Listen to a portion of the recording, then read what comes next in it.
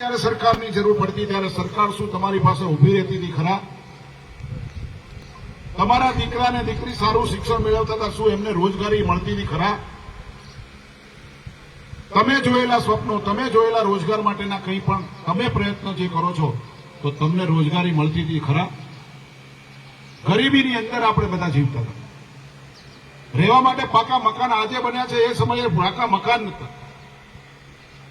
ગરીબ બિચારો મજૂરી કરે, 2 રૂપિયા કમાય, ઘરમાં લાવે અને એ ઘરમાં લાવીને પોતાના જીવન ગુજરાન ચલાવે, પણ એના દીકરા કે દીકરીઓને સારું શિક્ષણ નતા આપી શકતા. એ પરિસ્થિતિની અંદર આપણે સૌ જીવતા હતા. અને એ પરિસ્થિતિ હંમેશા તમે ગમે એટલી પ્રગતિ કરો પણ એ પરિસ્થિતિને ક્યારે ભૂલવી ના જોઈએ.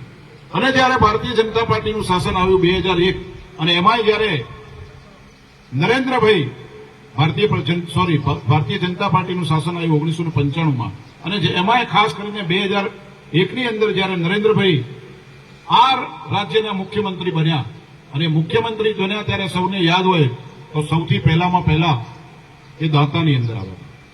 અને દાંતાની અંદર અહીંયા હેલિકોપ્ટરથી ઉતરીને આપણે જોયું હતું તો એ જયારે માતાજીના ત્યાં દર્શન કરવા માટે ગયા હતા અને ત્યાં જોયું કે આ દાંતાની આ પરિસ્થિતિ, અને એ દાંતાની પરિસ્થિતિ જોઈ, આપણા સૌ સમાજોની પરિસ્થિતિ જોઈ અને એને સંકલ્પ કર્યો કે મારે ગુજરાતની તમામ સમાજનો વિકાસ કરવો છે, સર્વાંગી વિકાસ કરવો છે. અને આપ જોઈ શકો છો કે એમને કેવો વિકાસ કર્યો છે.